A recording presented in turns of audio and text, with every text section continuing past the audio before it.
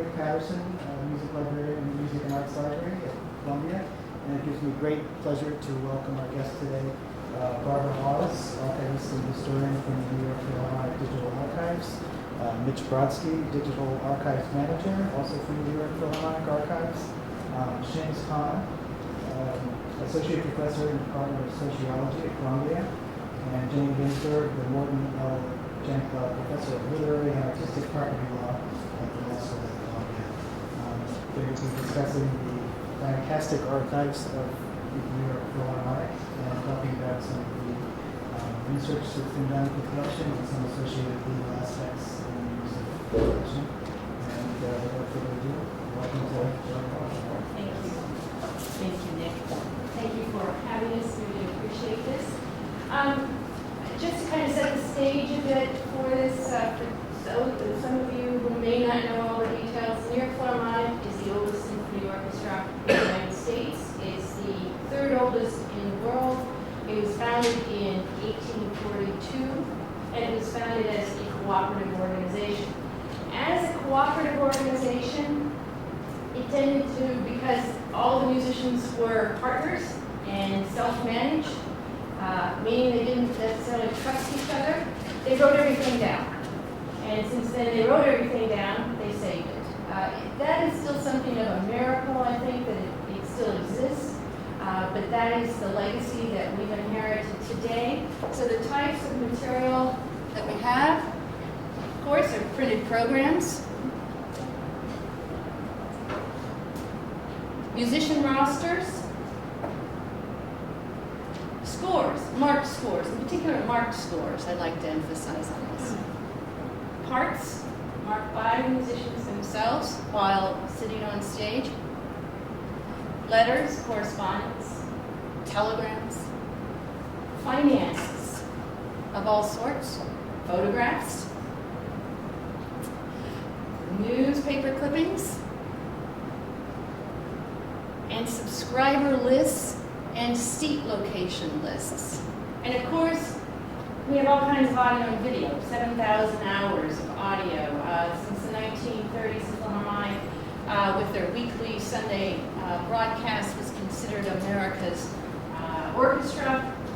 And still today, we record nearly every single concert at Avery Fisher Hall, and many on the road as well. This is a very brief overview of the kind of material we have, but I'd like us to get through with the other presentations that we have. And I figure many of you doing research are somewhat aware of this. This is a very unique kind of collection, though, in terms of its depth and breadth. And what it allows us to do is to look at a singular event or experience from a multitude of vantage points.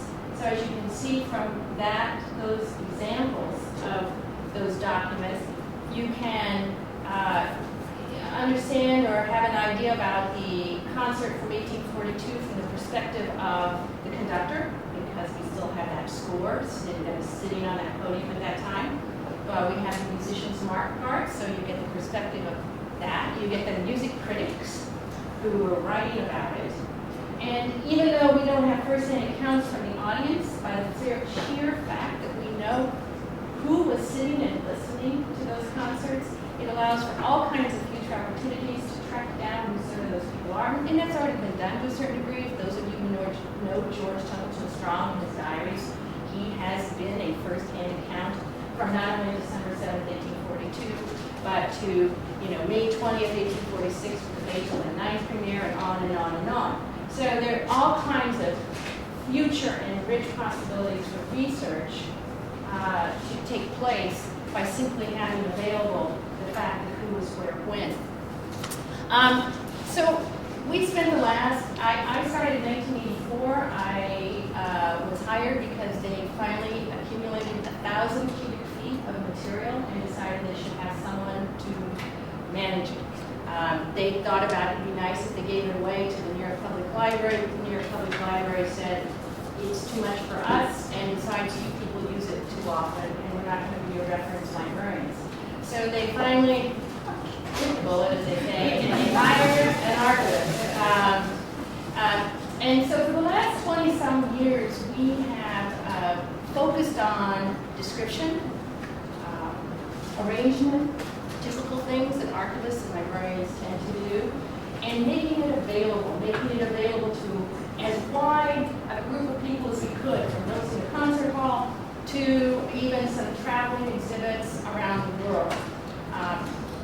But we reached a point, and also for anybody who's been in the archival field, you could kind of see what was coming down the road, is we finally reached a point in about 2005 where we thought it was time to consider digitization. And due to a major, very generous grant from the Leon Levy Foundation, we were able to kick that off. Some of the goals for digitization have been, of course, well, making it widely available as broadly as possible around the world, or learning new things that we couldn't see before. But for me, the major value or absolute imperative in digitizing these collections is because our world is already digitized. As much as we would like to say, oh, we can't afford to digitize, oh, we can't be bothered with digitization, the fact is it's here, and we just need to sort of face that. And we could say, well, we'll just have all this paper over here back to 1842 in our collections from, say, 2003 on that are digitized. That'll just be a different collection. I really think that in about 40 or 50 years, if we don't digitize our past, our stories are going to begin when digitization begins. And so it is really up to us to try to figure out how to bring the past up, to migrate it up, just as we do with all of our audio tapes, just as we do with all that audio material, we migrate it forward and so that it still lives. And this is what digitization is doing for us now, is making sure that that history, that story still lives. So for this little idea of the future, and because although archivists, and I'm sure many librarians are accused of living in the past, actually I feel most of us live about 50 to 100 years into the future. I'd like to show a little video that we did, which is called A Vision of the Future.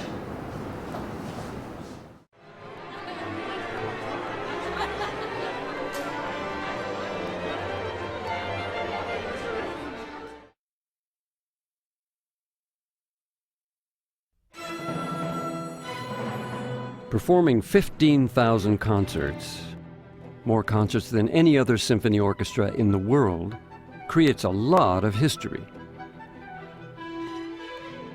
Since its first concert in 1842, the Philharmonic has saved scores, musician rosters, newspaper clippings, letters, committee minutes, finance sheets, subscriber lists, and every program. But the Philharmonic is even more than a group of great musicians performing great works of music. It is a reflection of the cultural, social, and political movements of our times.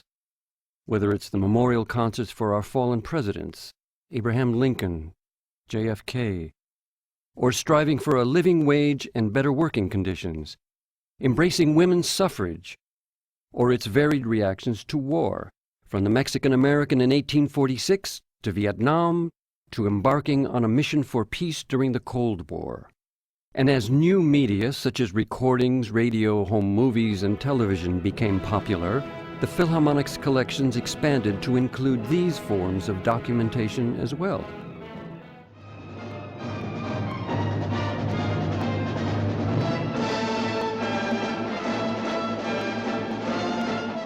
The Philharmonic Archives has always been an invaluable resource, enticing scholars, musicians, students, and music lovers around the world to visit its reading room. So, would it be of interest to digitize the archival treasures, making them available over the internet? Not only of interest, but it will be a necessity. If I would be in charge of an institution like that, I would take this decision immediately and radically.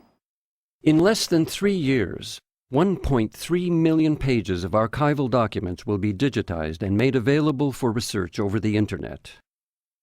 With the generous support of the Leon Levy Foundation, the Archives embarks on a new journey, this time taking the archives to anyone, anywhere, at any time. It begins in 1943, or what we call the International Era, when the United States emerges as a world power and New York City its cultural capital, the center of wealth, entertainment, television, recording, art, and baseball.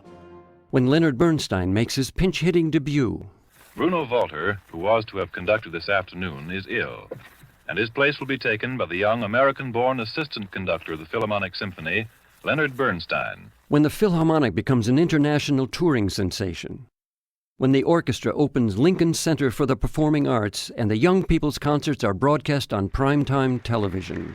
My dear young friends, Well, this is a treasure that you have here, that any conducting student, any musicology student, any enthusiast, if they can just go online and get Mahler's corrections. The difference is not only in the ease of studying these treasures, but in how they can be searched. The Digital Archives brings together a variety of material about a single topic, allowing for new revelations. To see the printed program, listen to the broadcast while following along in the score that was on the podium that day, consult the managers backstage planning memos, and review the critics' comments, all of this provides an unparalleled research experience. What an impact it can make. The point is for me to make the people believe that this part of their treasures they have is nowhere in the world. Over the next 10 years, the vision of the future is to make the remaining archive collections available. That's 8 million pages of documents and nearly 7,000 hours of audio and video, all about a single institution that began in 1842. You know, it's an amazing tradition. What it means, though, is institutionally, there's a collective memory of really some of the most exciting music making that has happened. And that's what makes an orchestra great. You know, a new member comes in, has never played with Leonard Bernstein, but it doesn't take long before something that's in the walls or in the air around the orchestra seeps in and they become part of this continuum. And there are very few orchestras that can boast this history and tradition. Today we are making available collections that go back several generations. By the year 2060, musicians, scholars, students, and music lovers worldwide will access the materials that are born digital today, 3 centuries of history and counting.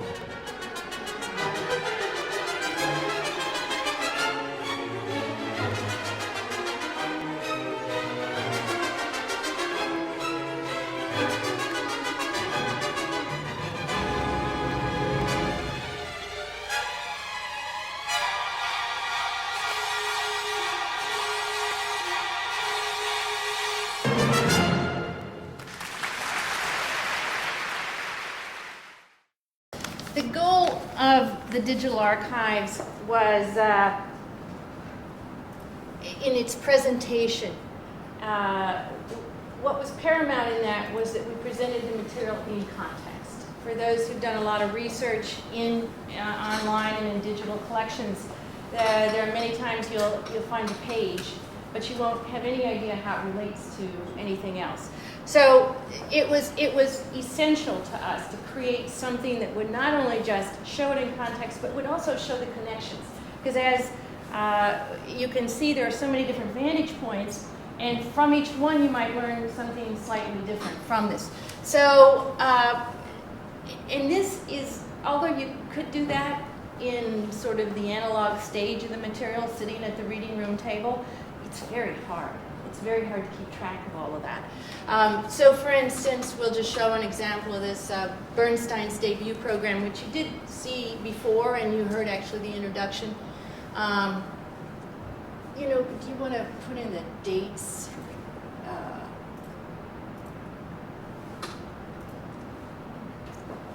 So Bernstein, November 14, 43. I should also step back just a second and explain why did we start in 1943 and not in 1842.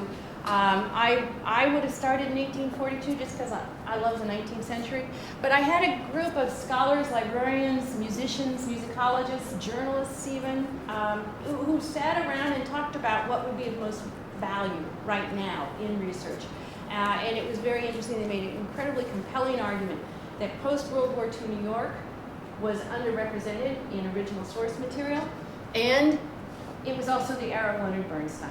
And so with his marked scores, it was just too great of an opportunity not to sort of embrace and start there. So we started kind of in the middle, right? You're at the tail end of what's available. We have a 40 to 50 year closure policy in the archives, and so 1970 is the top end of what's available right now.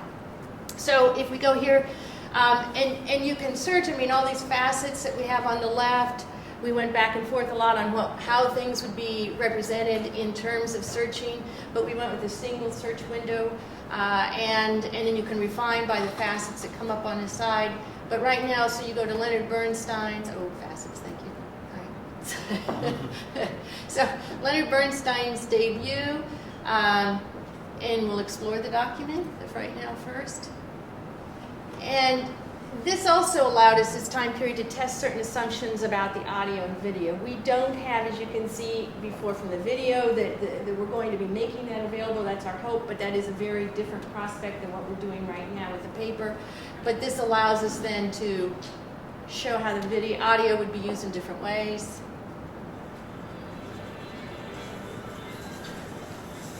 Good afternoon.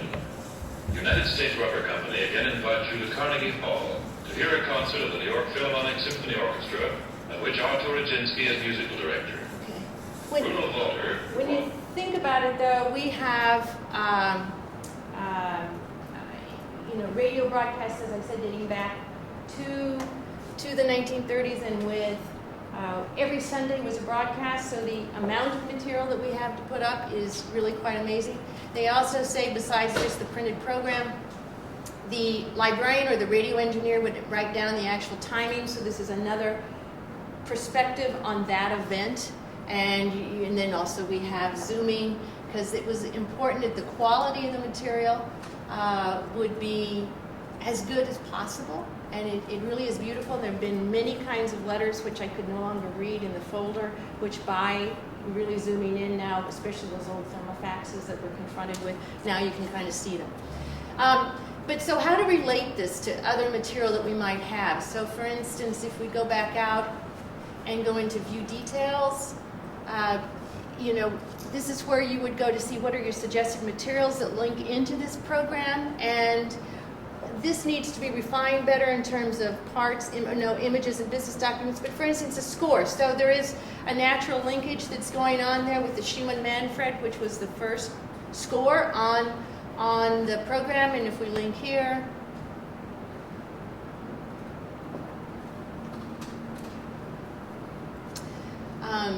and go view the score. Well, here we have different things. So down below, this is the score that Leonard Bernstein actually used on November 14th, 1943, and then here are the actual sets of parts that were used by the musicians.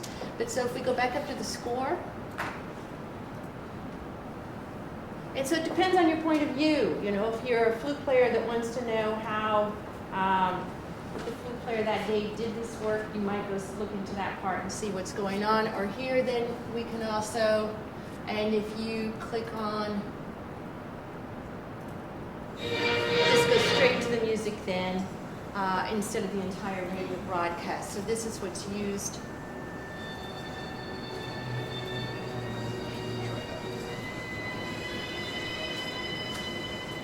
You can zoom in on who's read Byron. This also has all of Mr. Bernstein's, witty little annotations, or just the things he discovered, such as who's read Byron lately, And those are all very private. He didn't expect that to be shared. So it's very interesting to look at his scores, because those were for him. So private. But you can go on here and follow along in the score if you'd like to do that, or go and look at a part and follow along with that. Right now, we record the orchestra in 24 tracks. For those of you who know what that means, it means that, in 50 years, when you go listen to that broadcast, it's made available, you can actually isolate the flute part. You'll be able to do that at that time. We can't do these now because these are not even stereo reductions, but you'll be able to do that. It'll be remarkable how much more granular it will get. And then if we go back to the search results, just quickly, we have a business document. that comes up when you search Bernstein this time period. And here's the memo that managers sent to the payroll administrator to pay Mr. Bernstein, notifying that he's been hired, he's going to be paid $125 a week. The handwritten notes down below are what are really, we digitize anything that has handwriting on it because we can't take the time to figure out whether it's relevant or important. We do everything through photography, so it's really very inexpensive to take that shot, so we just do it all. But on some of these, so for instance, the handwriting on here is, how many weeks is he engaged for? 29, and should we charge it to a conductor, an orchestra, and the manager says, oh, let him be a conductor. So this is a very interesting kind, and they're figuring out something to do with the dollars there. But this whole folder then deals with other things, but this is the first memo in that. We don't describe at the item level, we describe at the folder level. We don't have, it would never get done probably if we described at the item level, so, and it's too much, descriptions are always refined, right? We always have a backlog, so this will be refined in the future. So, and then of course there's, here in this case, one more is a photograph.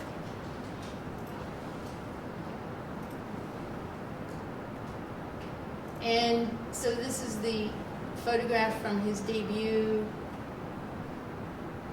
when he's being congratulated backstage. The suit's a little too big for him. We have tags. We do face tagging on these, which is what we will go forward with in identifying all of our photographs from now on when we incorporate all of the Born Digital material now within the same system as we keep the digital archives. The digital archives is a repository that everything will get fed into. That's the goal on that. So going back out to this, and after looking at the site, of course, digitization is the easiest part, taking that picture and getting it put into some sort of presentation. Description, presentation are very hard, but it was a whole new world for us to figure out what are the legal rights that we have to deal with here. As I said, we've been making things accessible for 20 years. That meant any researcher that walked into our reading room and we could show them this material, it was there for them. So what's the difference? Why can't we still be doing that there? And so a few years ago, I asked Jane Ginsburg, as an intellectual property lawyer here and professor here at Columbia, to give us her best wisdom. And actually, it's been incredibly helpful in what we have to do. And I don't know, do you want us to show some scores in this sort of thing, or? We can go back. Let's show a couple scores and what the language was of the. So the main question was, we're only putting up marked parts, marked scores. We are not putting up scores. We will in the 19th century, but we're not putting up scores that are anything other than marked. Why you come here is to see the interpreter's markings. You don't come here if you want to just see a regular score. So that is a significant difference that we emphasize. And as you can see, we are protecting the underlying copyright, and this is a statement that we worked hard at to make sure. But now with parts available, we've just made parts available in the last few months. It's very interesting to us that there's a different sensitivity about parts versus scores, even though it's the same intellectual content.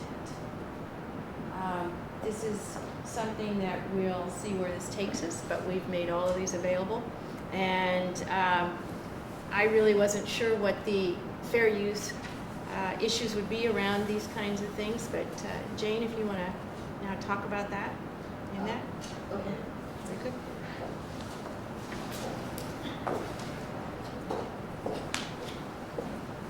Thanks very much. This is a wonderful and very exciting project.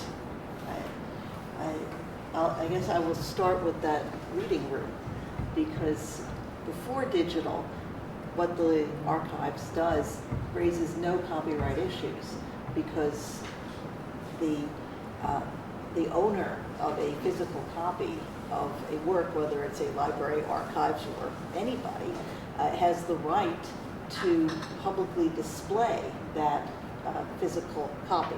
So making available to anybody who walks into the reading room all those scores, parts, newspaper clippings, and so forth doesn't pose any copyright problems. The copyright problems come in when you start to make copies and then make those copies available by remote transmission, which is, of course, the goal here, because the copyright law gives the copyright owner certain exclusive rights. Those include the rights to make copies, to reproduce the work in copies, to publicly display the work by transmission, not physically to those physically present, but by transmission. And there are other rights, but those are the most significant rights. The right to distribute copies are the most significant rights for these purposes. Of course, these rights only pertain if the work is still under copyright. So one of the first questions is any of this material still protected? Actually, starting in 1943 is not the safest course from the point of view of the duration of copyright law. Starting in 1842 is great because anything that was published before 1923 is in the public domain. If the work is unpublished, like the markings on the score is published, the markings are not published, then the duration of copyright is the life of the author plus 70 years. So you could have a situation where the score is no longer under copyright, but the markings, if they are deemed to constitute, in effect, an edition of the work, because they tell you how to perform it, and they are the performer's kind of intellectual value added. If it's non-trivial, that could well support its own copyright.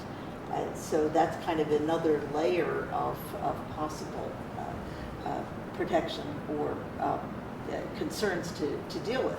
In terms of what is the subject matter of copyright, it covers literary works, it covers musical compositions, it covers sound recordings. So all of those hours of recorded broadcasts are protected by copyright as well. Sound recordings, life is a little more complicated with those, but I won't get into the complications, at least not unless there are specific questions.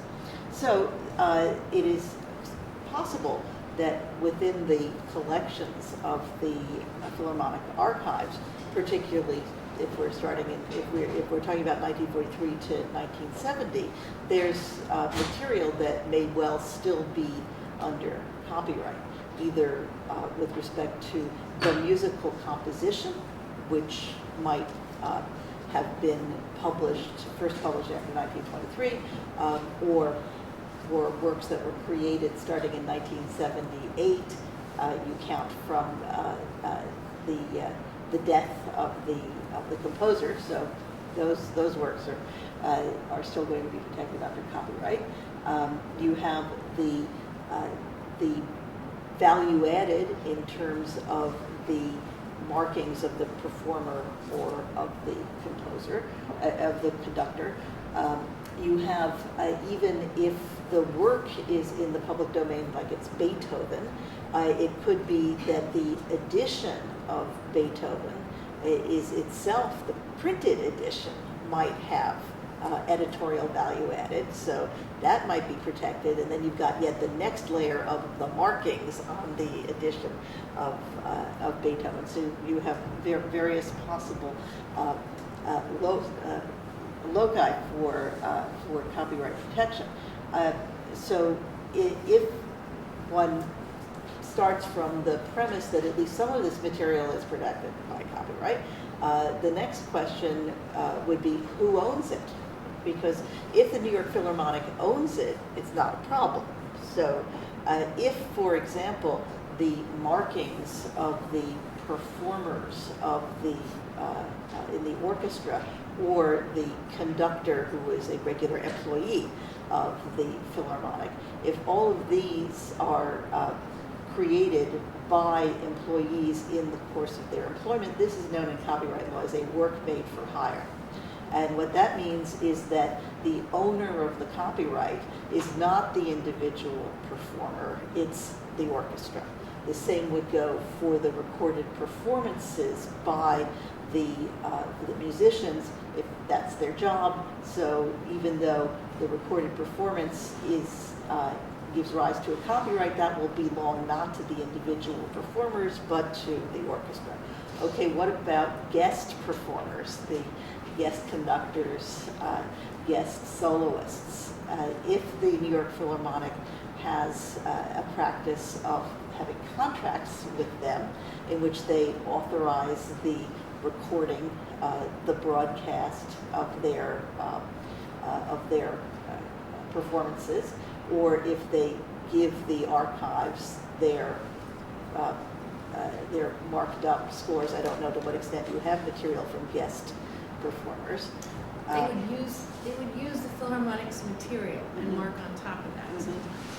And just out of curiosity, is there any agreement, or has there in the past been any agreement about any ownership rights in those markings from non-employees?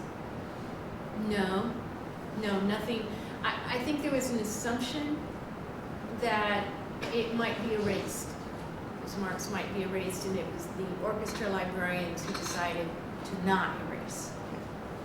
So in the world of just physical copies, this wasn't a problem. Now we have a potential problem, although probably fairly slight when we get to the question of markings, not slight when you get to recorded performances. And one problem that could present itself is, let's say the orchestra has contracts with guest artists. Those contracts were entered into way before the digital period. Do we consider that any rights that the guest artists conveyed to the orchestra apply not only to the technology known at the time, but also to new modes of dissemination? Sometimes contracts say that all rights in all media now known or later developed. So that way you protect yourself. If you don't have a clause like that in the contract, you could have a problem with the performer or the performer's heirs who might not be entirely happy about this, which brings us to the question of, if you have material that is protected by copyright, isn't owned by the orchestra, such contracts as exist don't convey the rights, what about fair use, which is what Barbara mentioned briefly.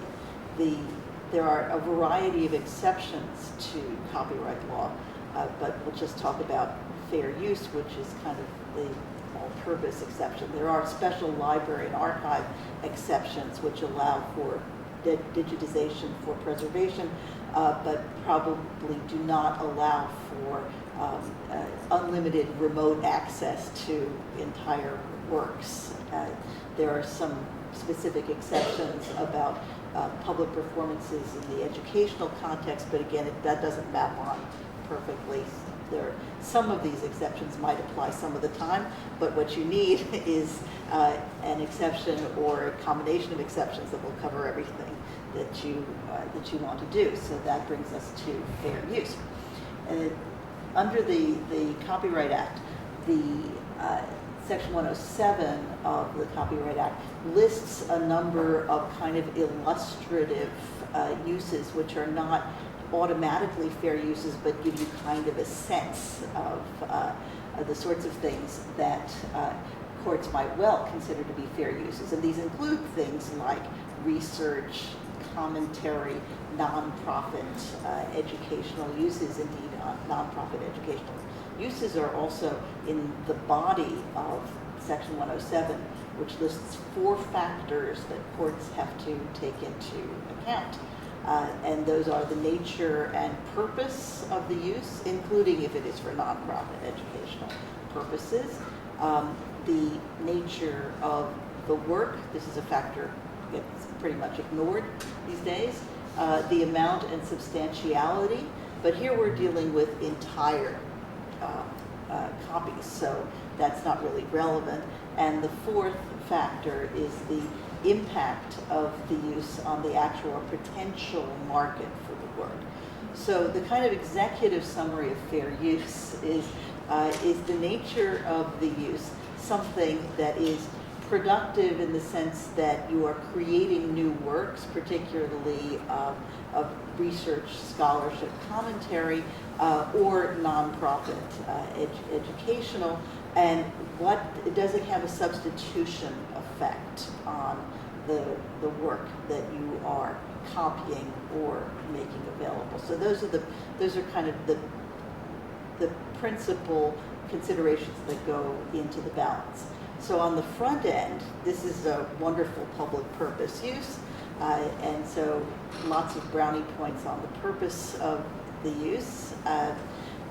It's really the back end that raises the question, and this, if we consider those scores, for example, or the orchestral parts, the concern on the part of the publishers is likely to be they don't want the New York Philharmonic Archives to become a free way of getting copies of the scores or of the orchestral parts. In other words, they don't want Leonard Bernstein's markings to be kind of a smokescreen for just getting a copy of the score of a work that is still under copyright, or an edition that is still under copyright. And this would be equally true for the orchestral parts, possibly even more true for the orchestral parts. So the library, what can the archives do to lessen that concern and thereby strengthen their fair use argument, but also maintain good relations with the music publishers, because there's lots of good reasons that you don't want to have bad relations with the music publishers. So one important thing, and I think we'll probably be talking more about this, is what can the archives do to protect those images from being copied in a way that makes them usable substitutes for purchasing or renting the scores or the parts. And there are a variety of kind of technological protection measures. I'm not an expert in technological protection measures, but things that are commonly done, not just here, but in general, are disabling the right-click function, so that you can't make a digital copy of the content. You may not be able to disable the print screen function, but that's going to give you a kind of cruddy copy as opposed to a nice digital copy. And the other thing that you can do, which is by no means mutually exclusive, I should say another thing, not the other thing, is watermarking. So that when the image itself, when it's displayed, might have some data that appears, your Philharmonic Archives do not reproduce or something like that. But most importantly, if that image is further reproduced, either printed out or somehow migrates in digital form, that data will show up in a way that effectively obscures the image, so that you've got a copy, but it's not a usable copy. The problem here is not copying as such, it's whether the quality of the copy is good enough to substitute for the market for those copies. So good faith efforts on the part of the archives to address this problem, plus the very strong public policy favoring this kind of endeavor, put together I think, make for a very strong fair use argument on the part of the archives. So I think we'll leave it at that, and in Q&A afterwards talk more about maybe specific things that the library, that the archives are doing to try to reassure the publishers that this is not going to be a open season on scores. Okay, great. Thank you, Jane. So then into a major use case, I never anticipated that the research project that Seamus Khan came to us with, do you want to set up your, came to us with, because of the digitization of the material, what would have happened? These are subscriber records. Of course, we kept them over these years, just because we're hoarders. At the Philharmonic, there is a fine distinction between a hoarder and an archivist. And I have to say that at the New York Philharmonic, we're hoarders. And I didn't invent that. I simply, though, didn't want to be the one to break the tradition when I arrived there. And actually, to look at canceled checks from the 1860s is really kind of wonderful to do it sometimes. But I was thrilled when Seamus came and said, "You've digitized this stuff. If we do some more, we've got a project." It's if after only 2 years of making this available, this is the kind of new and groundbreaking research that's done, I can't imagine what kind of research will be done, 10 years, 15 years, 20 years from now on this collection, because it is really so content heavy. So, Seamus. So we don't really have any groundbreaking findings, in part because we're so enmeshed still in the data gathering phase. But this project emerged in part because Don Randall approached me. Was the head of the Mellon Foundation, and said, the Philharmonic has this project, this great archive, and people aren't really doing stuff with it. And so we ended up talking with Barbara and the Philharmonic, and Barbara said, well, a lot of it's actually done already because of the Levy Foundation's funding, and some marginal addition would allow us to digitize the entire subscriber archive. So the idea behind the project was to think about who's gone to the Philharmonic over the last 150 years. So who are the people who are sitting in the seats at the Philharmonic over a sort of long course of history of New York? Where are they sitting and where are they from? And this gives you a sense of some of what the archive looked like that we ended up turning into a database. So it has people's names, where they sit in the hall, and how long they were there. This is from the 60s and 70s. This on the left is even a sort of an older version of this. I think this is from the 1890s, I think. And you see sort of a person's name and then where they live in the city of New York. And as you might imagine, turning this into a database, something like an Excel file basically, was an enormous challenge. It took thousands of hours of undergraduates reading through these and entering them in. But the basic insight was to say, maybe we can think of a hall as a geographic space, a set of locations that people occupy, and that we can think about the relationship between that geographic space and other geographic spaces, like the space of the city. And it might give us a sense of there being neighborhoods in the hall, as just there are neighborhoods in the city. So maybe people in the Upper East Side sit in a particular place in the hall, for example. But we also had other pieces of information that could become sort of interesting for us, like what was played. So are there different kinds of constituencies for different kinds of concerts? And who's going to what and why? And then there are all of these little natural experiments that happen over the course of the career of the Philharmonic. So it wasn't the case early in the Philharmonic's history that when you bought a subscription to the Philharmonic, you knew what was going to be played, for example. It was only until, I think, 1952, something like that, where you would know what you were going to listen to when you bought a ticket, say months in advance. And so this then provided us an opportunity to see maybe there are little taste communities that emerge. Maybe there are particular kinds of people who are interested in only hearing Beethoven and Mozart, and there are other sets of people who want to hear some things that are a little more avant-garde. Where are they sitting? What are they paying for their seats? Where are they from in the city of New York? And so just a kind of preliminary view of the spatial data. This is from the 1870s, and this is everybody in the hall. So that the hall is Carnegie Hall on our right. And on the left, the little black dots is where do they live in the city of New York? So if we took everybody from the hall and we located them geographically in New York, where would they live? And not surprisingly, it shouldn't be that surprising for us, they're living on a little, Upper East, Upper West Side area that became Lincoln Center at the time, not really populated with what we would expect to be New York Philharmonic subscribers. Lower East Side, relatively empty, as is Chelsea and the Meatpacking District.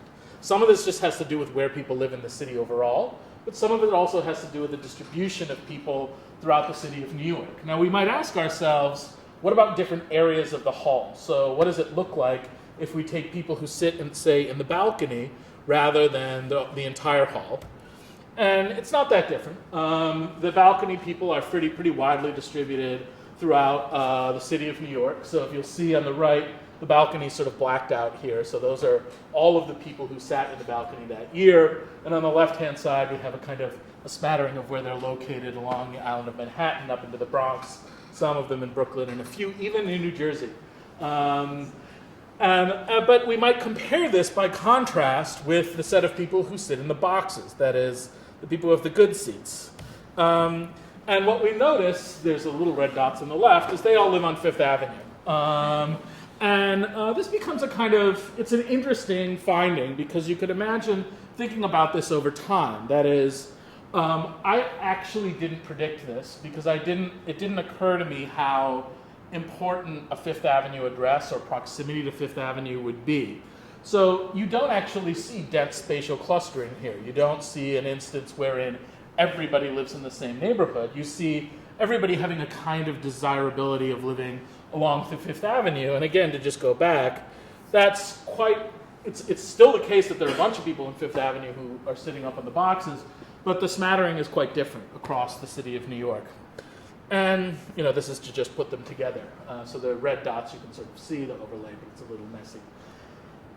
This is not really any kind of analysis yet. So this is just the beginnings of trying to generate some descriptive data that then might turn into some broader analysis for thinking about the place of the New York Philharmonic within the city of New York. And we're actually augmenting the archive from the Philharmonic. I forgot. We have a GIF. Is that this is just over the years. If we just took the people in the boxes, where were they located? So you can see sort of the spatial progression. It's a pretty picture that develops, but I have no big point about this. But we're interested in augmenting this sort of view with other accounts of New Yorkers, so with other elite New Yorkers. So one of the things that we're combining with this is the social register. So for those of you who know the social register, it's kind of used to be referred to as the stud book, and the stud book in part because it was used by families to identify marriageable, eligible gentlemen for daughters, presumably also daughters for sons.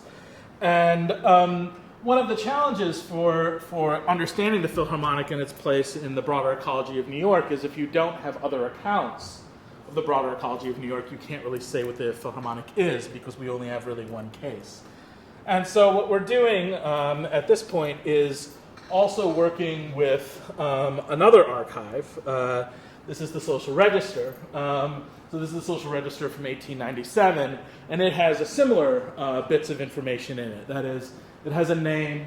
So we have Professor Frank Sevenoak, and we know that he lives in Hoboken, New Jersey, a member of the Social Register.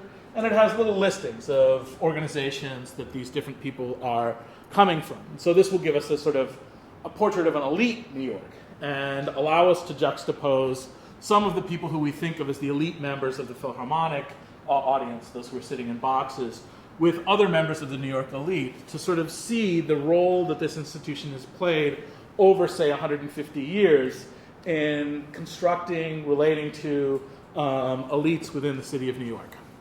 So this is a kind of just a brief introduction to what is a, hopefully going to be a large-scale research project once we get into a lot more of the data analysis and have more to present than just pictures, in terms of a tiny slice of the Philharmonic's archive. I mean, as a percentage of the archive of the Philharmonic, the subscriber lists have to be less than, probably 0.5%, probably even less. But it gives us a kind of moving portrait of the role of the Philharmonic in a group of people's lives and the location of people in New York and how it is that they relate to a key cultural institution for the city.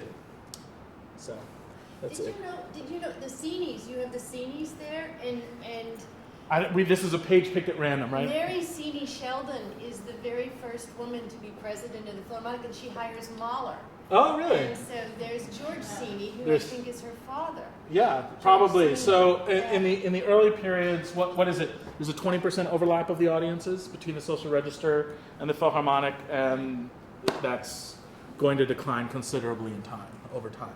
So the idea that this is not, it's obviously not your archive, but it's thinking about, not just thinking about the New York Philharmonic as an archive of an institution in New York, but as a major archive about the city of New York, that other things that we have in relationship to New York's history and America's cultural history can relate to. And since we have names and addresses, we can tie people together. So we know, what we'll know at the end of this is these people are the same, it's the same person, and to a degree you sort of know this person had tickets to this concert, here's what's played, here were who the soloists were, here's how many times it's been played before at the Philharmonic, here's who sat around them. If you think about the neighborhood in terms of the building that they live in, we know whether or not other people went to those concerts.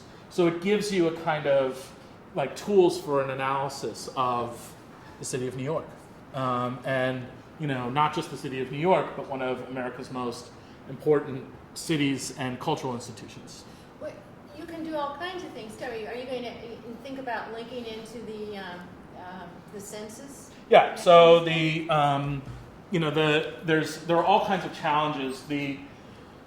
We're thinking of this as the social register is sort of an elite social group. So a group of Americans that think of themselves as a kind of a social class that are a kind of an American upper class. But not all of them are wealthy, and not all wealthy people are in the social register.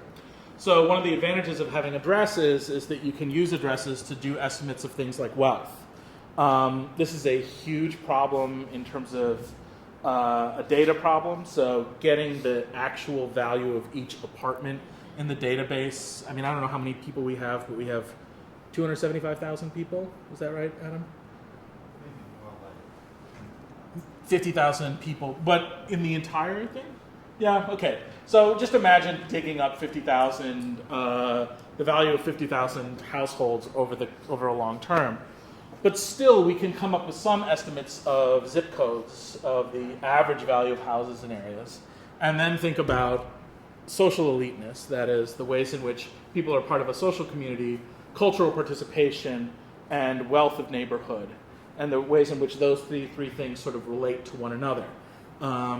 So that's one of the great advantages of having the addresses, is not just the spatial clustering, but our capacity to create estimates of economic inequality or economic position. We can also relate that to ticket prices. So since we have the ticket price data, you can imagine that in a hall, if we think about just the hall here, lots of tickets cost the same amount of money. So it's not the case that every single seat is differently priced, or that there are auctions for seats. They're actually set in their value, and you can so that when you occupy a seat, you have an option as to where you want to sit. Now, some of that is going to be personal taste, but some of it also might be the kind of place you want to be located in within a hall. So it means something different to want to sit in a box, we're going to opine, than it would to sit in the orchestra level, particularly the area of the orchestra level that has the same price structure as the boxes. And that those people are looking for different kinds of experiences, or they're looking to be part of a different kind of neighborhood, right? I could buy an apartment all over the city of New York and pay the same amount of money, but to move in different neighborhoods conveys something about the set of people that I think of myself as being related to in some way. And that's what this sort of spatial conceptualization of the hall allows us to think through.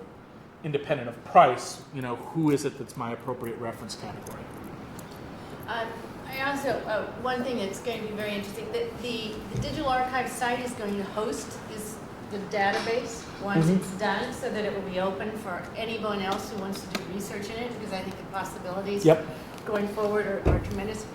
And all of the transcriptions that the Columbia students are making on these pages will be linked exactly to that page, so that then there's going to be, I think, quite a bit of interest from genealogists. So if you, for example, went to this page and you can't read it, because it's not that easy to read some of these things, there are transcriptions of every single page. It's also going to allow you to search by name. It'll allow you to search, up until 1952. After 52, we're redacting all of the names just for the privacy of the people, and then the plan is to have a rollout of additional names as time moves forward. They'll all be available. It'll all be available, yeah. So basically, this work is the commitment for doing this work was that we have a shot at actually doing some work off of it, and then within a year or so, we'll be putting it online. Are you building an API so that we can take this data and then compare it to other data sets? We're not right now. I'm thinking like the NYPL is doing a great census project. Mhm. We need to match it up. They also have the menu project, so while you guys figure out who went to the Philharmonic, I can figure out what they have for dinner after. Yeah. It's really important that when you do this really large scale multi projects, to have that door open for researchers working outside of your teams to be able to get the data. Well, so if somebody wants to write that for us, we'll be happy to have that. As it happens, the data will all be our Excel file, our file will be online at the Philharmonic within, I'd say, about a year, something like that. So we don't have any proprietary control over it. In fact, and one of the commitments we made both to the funders, but also to the basic idea of the project is to follow the Philharmonic's lead in just radical accessibility. So that it's not my database; it's a database that I work to construct, but that you'll be able to download this data file yourself and do whatever you want with it. Yeah. There are probably many possibilities for data set, but one that occurs to me is the New York Society Library. I don't know if you know about this particular institution. I don't actually. They have been around for about 100 years longer, actually, than Hill, and they have circulation records, and it's a member library, so people don't have to pay to be a member of it. It's on the Upper East Side, it's around the city, and they're to a certain date until the library system is actually erased when people checked out. They have records of individuals and what they were reading. Oh. They're in the process of digitizing. And so I could see this being very interesting to see individuals' cultural tastes across different media. Yeah, or what happened, how frequently does Don Juan get checked out of the library once the Strauss, in years where the Strauss is being performed, it would be it would just be kind of interesting to see these kinds of things. Well, the other thing is that the Philharmonic moving to different halls, then this crosses over and we have the layouts in of different halls, so you can even see, and it's not really a part of Seamus' study, but it's did they move into the same kind of neighborhood within the next hall? This sort of thing, or how did those things rank within, say, from the Academy of Music to Carnegie, and then eventually to Avery Fisher. I have a theory that Avery Fisher, in some ways, is a great kind of democratization of the audience, because there aren't the elitist boxes so much anymore. But we'll see. Yeah, and there's a qualitative part of this project as well. So as much as the first push was to basically construct this database, and the second has been so we've had somebody read through all of the letters that were written to the Philharmonic upon moving to Avery Fisher and create a chronicle of how it is that people responded to their new seats and how they felt about them, and what the complaints were about them. So that And you read those all in the digital archive? All read on the digital archive. So there was there were teams of Columbia undergraduates this summer who just some who were unfortunate enough to be working on this, some who had a little bit more fun and actually were able to read the letters. Almost all the letters are complaint letters, though. So there's it's a real data problem because nobody writes a letter to say things were fine. Seamus. They write in to say just how awful you are, and it's useful, but it creates a kind of a selection effect problem because you just don't know if everybody was upset about the Philharmonic or just people only write to complain, so all you observe are complaints. Still, what it is, the way in which people complain, the terms that they use can become kind of interesting. Seat comfort is a big issue. But you have perennial complainers. Oh yeah, you have So perennial. that if We can follow them back. You can follow the perennials, and then you can follow the one-offs. Mhm. Sort of. Yeah, there were some spikes in complaints, and then there are always complaints about programming. There's never enough Beethoven. So that's what we at least observe, and it's funny because we have some data on how frequently things are played, and it doesn't seem as if there's a huge relationship between the amount of Beethoven the orchestra is playing and how much people complain about the lack of Beethoven. But invariably there are letters that come in that say, I don't know if the New York Philharmonic remembers, but there are composers named Mozart, Beethoven, Schubert, and you should play them. It was a big complaint with the beginning of the Bernstein era. Actually, you see a lot of these. So, there's going to be a little bit of data analysis pyrotechnics to this, but important is also to put it in the context of the broader archive and to think about, is it the case that we find evidence that when people write in about their seat being changed, that they're concerned about the dynamics that we identify as important? I'm not sitting in the right kind of place because I like to be in this kind of place. If we don't observe that, we don't have a lot of external validity for our claims, so it's really useful to have this broader archive to be able to evaluate the sets of arguments that we want to make.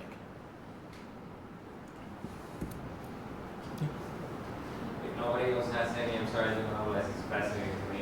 What's your sustainability plan for the digital archive? What kind of platform did you use to create it? Of course, we're all trying to solve this gap, right?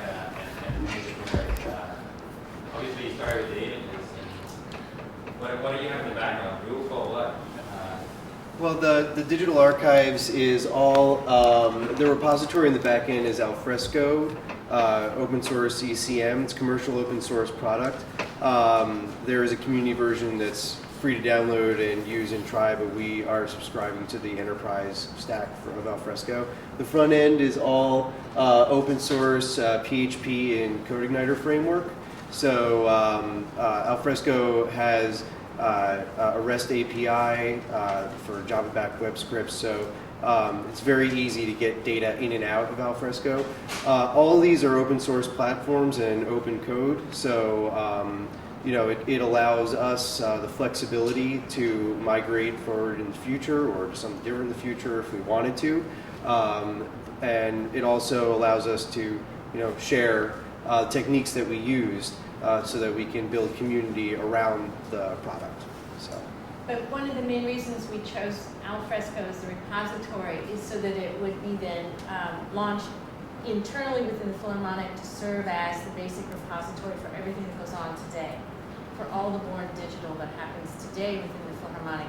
And again, it's part of that process of marrying up the past with the present. So we see that, and Alfresco, of course, has versioning control, because one of the main problems I think archivists have is when born digital items are saved onto the intranet and then you open them 10 years later, sometimes the date will just change. So what is the real date of that document? How do we validate that this happened at that time? So Alfresco has versioning control that we think is critical in actually then identifying the archival copy. That's very good. And the financial, is it soft money all the way, or is there institutional commitment to have this in 50 years from now? Oh, there's an institutional commitment. So it will always be budgeted. It's going to be, well, you see what it's doing is it's replacing this this sort of ad hoc network system that is currently in place within the organization. So it offers the institution a lot more security when staff members leave, when new ones come. There's all kinds of better security in place, and then also it's just a better storage medium for it. And so there's a lot of pluses that we're just simply replacing this network system that is really up to how anybody wants to do it with something now that has an institutional framework. And so the IT department is very much involved in that. Just to follow up on that, Fedora Commons is a very common thing you'd see implemented for these types of projects in libraries, archives, museums, universities.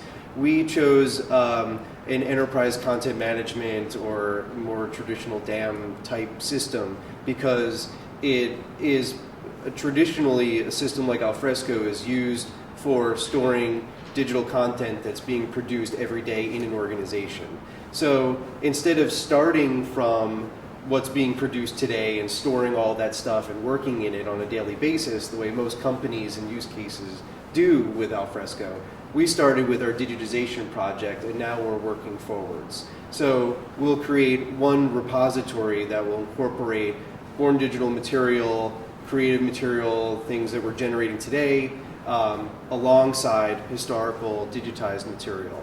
And that's really important for sustainability because that means the digitization project is not separated from the daily business of the organization.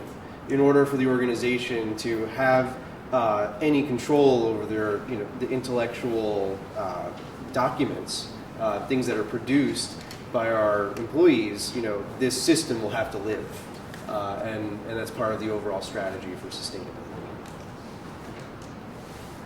Yes. Sorry, just to follow, so are you saying that you are currently, so when I go online and buy my subscriptions online, you're probably not going to use my name because I'm still alive in privacy, but you are collecting the information live now in digital form for people who are, Yes. you're not publicizing that? No, we're not publicizing.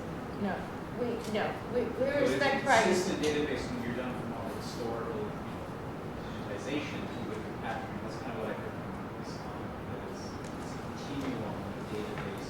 It is, but like any other kind of repository, there are these, there's web publishable, which then makes it available. There are certain kinds of documents that won't probably be made public for 70 years, which is to deal with people's health. Those are a different kind of thing, which could even be 100 years before we'll deal with that. But we capture it. It's essential to capture. So there's nothing you can do worse than making something available that shouldn't be made available. So we're very conservative actually about all that. I don't know if the NSA knows about this yet or not. But we're doing our best. Sure they do. We're really Sure doing they our do. best about it. So I don't know. But I have a question actually for Jane. So I can't think. We have when we first made the scores available, we notified all the publishers that we were doing this and the fair use conditions that we were doing this in and how we were protecting them all. And then we launched the parts. And it was as though they were completely different documents. And as we look around, it's true that the parts are much scarcer than scores. Scores are in most public libraries. Parts under copyright, there may be only 20 sets in the world. So they are much more tightly controlled than any score is. And yet, it is the same intellectual material. Is there I guess it would come in what they could make money from, how they could benefit financially, but is the actual content come into play here? You think? No, I mean, in terms of is the part less copyrightable than the whole? No. Or more? Is it more copyrightable than the whole? I don't know. more. Well, I mean, what we're saying is that, well, you know, with the scores, there has been fine, you know, you've disabled right-click, fine, but we don't, with those parts, no, you can't make those available. Because I think they're more worried about leakage. Yeah. On the scores, for the reasons that you indicated, they may be less worried about leakage. And yet the market, they control those parts for rental. That's a very tightly controlled market. So anything that gets loose is likely to make them nervous. Yeah. So, but in terms of the fair use value added, I think that the performers' markings are important value added, and that what you're putting the parts out for is not the parts, it's for the markings. So I think that this is not a question of putting a whole bunch of stuff up there gratuitously. Right. I think you have a very strong scholarly reason for putting them up. They are more nervous, which I think may mean more efforts on your part to assure them that your putting the parts up is not going to blow a hole in their very tightly controlled market. You have a question? Yeah, I do. I think this is a great example of the kind of research that, you know, you can do with this database that probably wouldn't have been done before. Are there examples of research about music or about orchestras that you've heard of that people are using the archives for that wasn't possible before? In the music Different projects, yes, in the music world. Well, or is it mainly an access? The add-on is access it's here. mainly in that case access. I mean, but no one has come to study the parts before. I mean, so we will hear from around the world that, you know, someone who was responsible, you know, say in Liverpool, they're responsible for their community orchestra of bowing Beethoven's Fifth Symphony. And, you know, that is a very difficult thing to do. And yet all they need to do now, and this is the only source I think that we found where musicians' markings from the part side are available, where you can actually go and look at them. And so it's had, I think, at least from the anecdotal responses we've had, it's had a tremendous impact on players. On players more so. We hear all kinds of conductors going to look at things too, but they've always sent somebody into the archives to look at how Mahler marked it or how Bernstein marked or something like that. We knew that.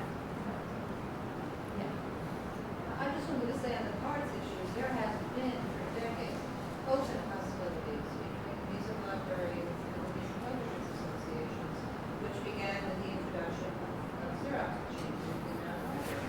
They wanted them out. They did not want any music libraries to have photograph machines. They didn't want to sell the scores. I think too, and the other thing we thought we would try to do is to work with them. I mean, I have to say, it's being the archivist after Jane, we went through this language of what we're going to post and the letter that I was going to send out to the publishers. And then I said to Jane, well, I guess if they tell me to take it down, I'll take it down. And she said, no, you won't. No, you won't, because you're right. And it really makes a difference to have someone in your corner that says, no, you're okay, you're right. Even if somebody tells you you're wrong. So I have to say it's been, and you know what? I could hear a little bit of choking from a couple of publishers through that email. But no one told us to take them down. And I thought that was a great validation. And they've been up now, the scores have been up for 3 years. There's tremendous nervousness about the parts, and we've watermarked some of those. And we're working on, the great thing about having these things available online and having Google Analytics is that you can actually track usage very, very well. And so, you know, if you do have a publisher. You're the NSA. Huh? You're the NSA. I am the NSA. I sit there at my desk, I go, Mitch, somebody's on in Kiev again. But we can actually see, you know, so that if a publisher wanted to come back to us with a blanket worry that, you know, he's being ripped off, we can say, but you're not. We can see exactly how many times that part's been looked at, or whether the whole set setup parts is being looked at. And I have to say, frankly, if we do monitoring, we saw some extraordinary activity from China on 2 days in August. And we were nearly beside ourselves because all of a sudden our daily rates went up to 10,000. 10,000 people were just on that site, and we couldn't figure out what was going on. And and then we learned, this is how well we communicate within the Philharmonic, that the Philharmonic had announced in China auditions for a new Shanghai conservatory. But what was fascinating then in terms of the Shanghai Conservatory and for the Philharmonic is we could see how broadly people within China were interested in the program. And so we tracked it all by the towns and the cities as far, far west China, with people coming to look for the music for auditions and what they could learn from it. So it's been invaluable in so many ways just to see what's going on out there. But we'll see. And I really do want to work with publishers. I think there might be ways that maybe publishers would like to work with some of this material, even if it was behind some sort of a paywall that then people could rent it that way or something like that. I don't know.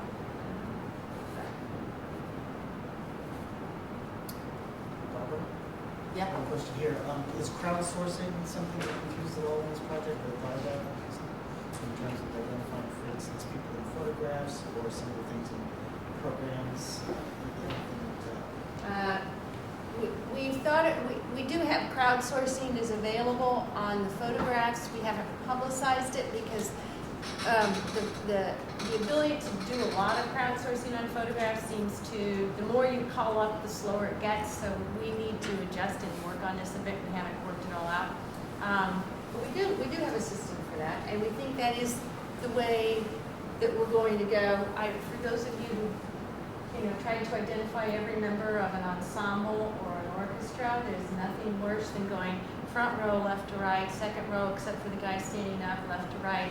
And so to be able to put face tagging little boxes on everybody is just, it's just a great boon. But how to deal with born digital photographs from last night's concert, when there's 800 of them that come in at once.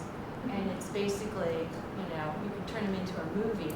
We have to figure out how to do the batch ingestion into the born digital repository and then kind of sort those out. I mean, so it would say Alan Gilbert and Maniacs, October 23rd, 2013, but not Maniacs isn't in every single photo.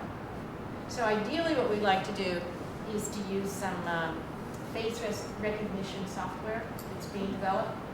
So that would be put into place and overlay that to help us do this kind of thing. And we think that will also help to go through the collection to help identify all these people in these group photos if we don't know who they are.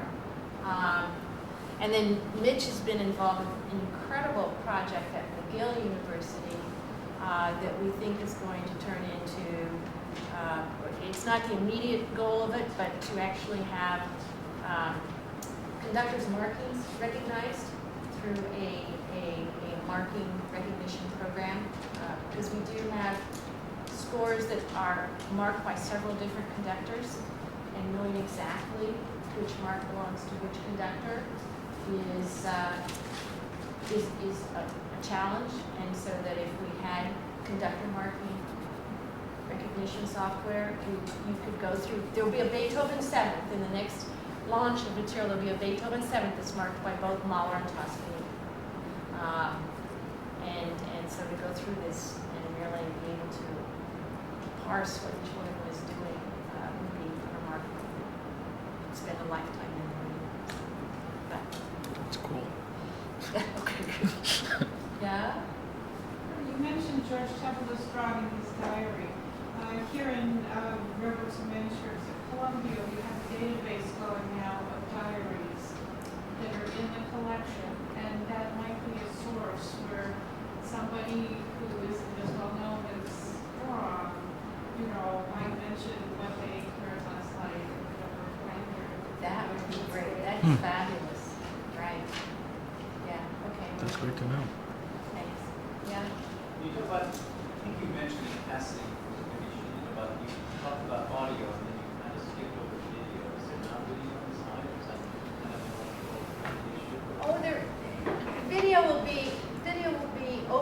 overwhelming in 30 years. I mean, we create so much video now. You know, we used to interview all these artists, and now we videotape all these artists in their interviews, and that. We have a lot of television, going back to the 50s, of course, with Leonard Bernstein. And that all is just a matter of negotiation on rights and this sort of thing, which is, you know, I don't think there's any fair use actually on audio and video. I think it's going to be, we get permissions to deal with the rights issues on that.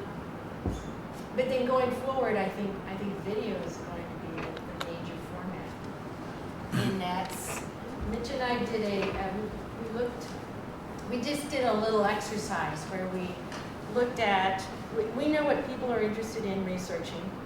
And so we looked at the type of documents they need. And so we looked at what we were creating this season and how much of that material that people would be using, how well could we make it available 50 years from now?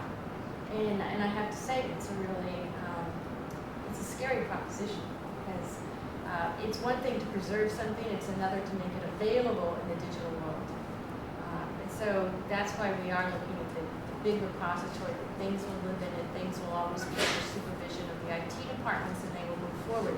So even if it's a video format that goes out of date, we just automatically start to migrate those things forward.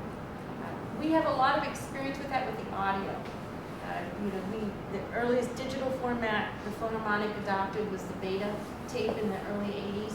We recorded on beta video because it was the best digital, but beta digital now sometimes is so sensitive that it will only transfer on the same machine that recorded it. So we take very good care of those machines, and we're trying to get that stuff off of those as fast as we can.